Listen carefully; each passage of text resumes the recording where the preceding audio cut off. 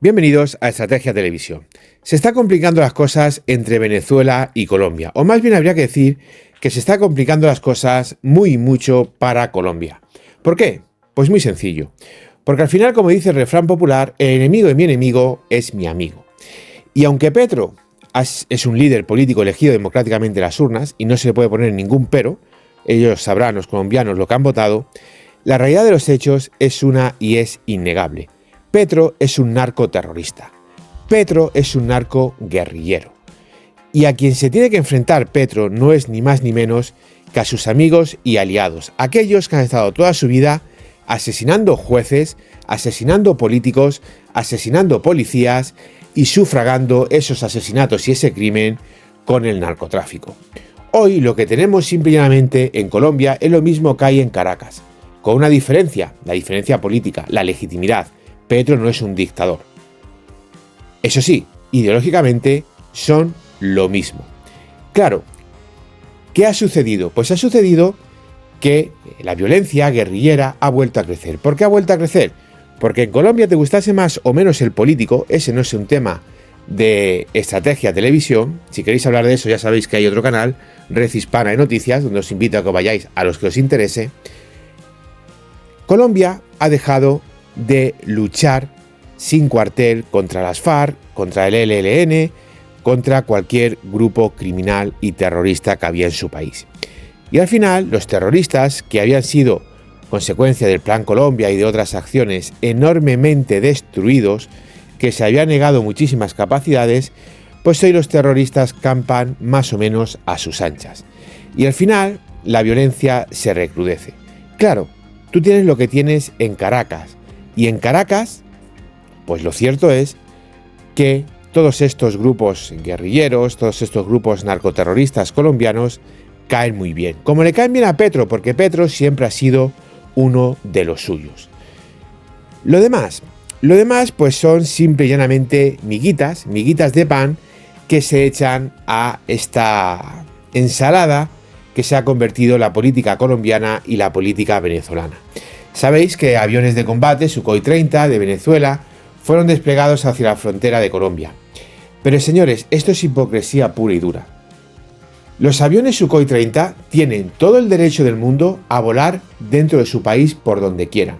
Que vuelan cerca de la frontera colombiana, ¿cuál es el problema? Están dentro de Venezuela. Pueden volar donde quieran. Esto es más o menos, si me permitís, la comparación como el tema del fútbol. No, es que ha marcado un gol en el minuto 1 o ha marcado un gol en el minuto 45. ¿Qué pasa? ¿Que el minuto 1 y el minuto 45 el gol no vale? ¿Eso no son minutos de partido? Tengo que marcar el gol cuando a ti te venga bien. En el minuto 20, del 20 al 35 te viene bien. Señores, los Sukhoi 30 venezolanos, dentro de Venezuela, tienen el derecho a volar por donde quieran. Igual que los Kafir colombianos tienen el derecho a volar dentro de Colombia por donde quieran, por donde les dé la real gana. Lo demás, simple y llanamente, es farándula militar que no sirve para nada, y que lo único que puede llevar es a decir tonterías de las muchas que se dicen diariamente.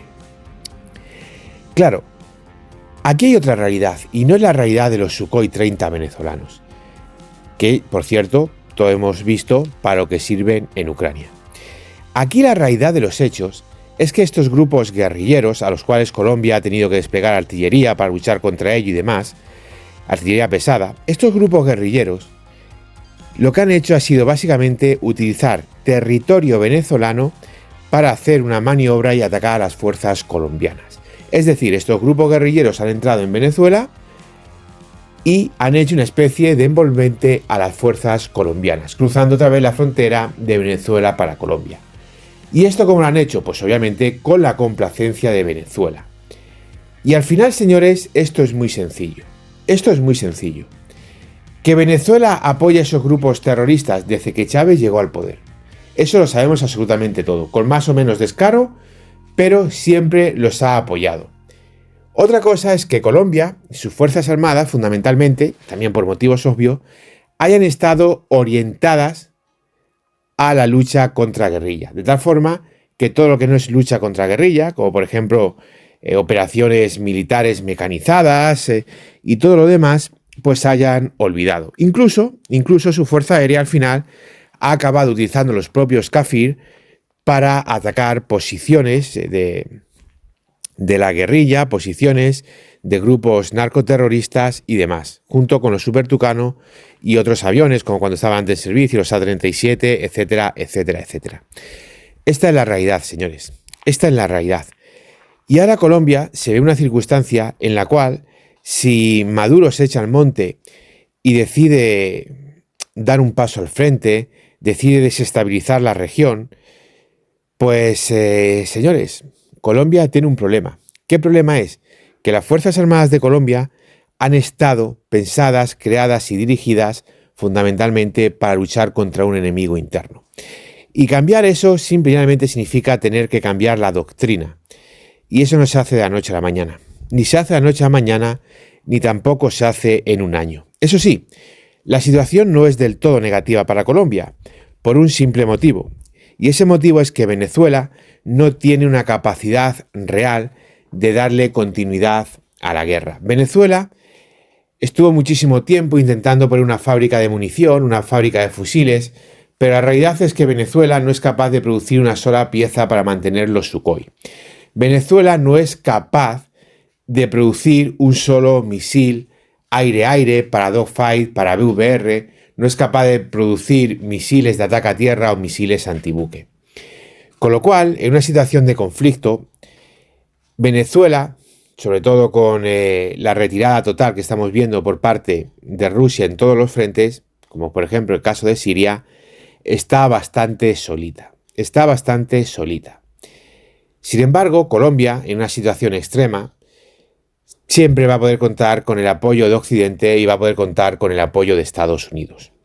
Entonces, aunque la situación de tú a tú no es la mejor, no es ni mucho menos la mejor, y Colombia como Fuerzas Armadas tiene una serie de déficits muy importante, teniendo presente eso, la realidad de los hechos es que en una situación que todo esto se nos fuese de la mano y se produjese un enfrentamiento militar o una guerra directamente abierta entre Colombia y Venezuela, pues la cosa no va a ir a más. No va a ir a más porque básicamente uno de esos dos rivales, el venezolano, no tiene una capacidad real de continuar esa guerra, de continuar esas operaciones.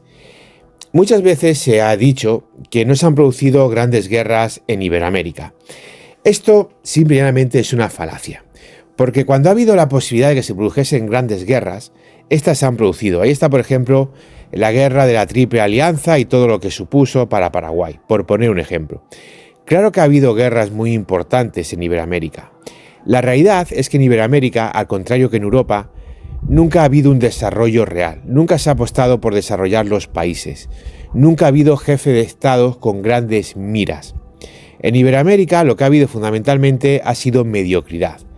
Y cuando se han producido enfrentamientos, cuando se han producido guerra entre países, pues estas no han durado mucho. No han durado mucho porque ninguno de esos países han sido capaces de darle continuidad a la guerra. Porque la única forma que esos países han tenido de continuar la guerra ha sido pidiendo ayuda a Europa, pidiéndole oficiales a Europa que fuesen capaces de mandar a soldados, porque ni siquiera valían la pena sus oficiales, pidiéndole fusiles al Imperio Austrohúngaro, porque ellos ni siquiera eran capaces de producir sus fusiles, etcétera, etcétera, etcétera. No es que no haya habido guerras, guerra ha habido muchísimas, De hecho, desde que terminó la Segunda Guerra Mundial ha habido más guerras en América que en Europa. Muchísimas más guerras, muchísimos más enfrentamientos. Eso sí, cuando Europa va a la guerra, va con todas las consecuencias. Y ahí lo estamos viendo en Ucrania. ¿Qué pasó, por ejemplo, en la guerra de las Malvinas, que duró 2 meses?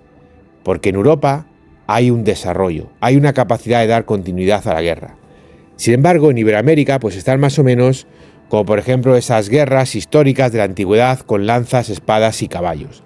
Te vas a una batalla, si ganas la batalla has ganado la guerra, si no ganas la batalla no has ganado la guerra. Cualquier intento de dar continuidad a esa guerra te estrellas contra la realidad, que no tienes ni siquiera fusiles para poderle dar continuidad a esa guerra, como le pasó por ejemplo a Ecuador en el CENEPA, o que resulta que tienes unos aviones que ni siquiera tienen misiles y tienen que acabar tirando de cañones, como le pasaba a los Mirage peruanos en el mismo conflicto.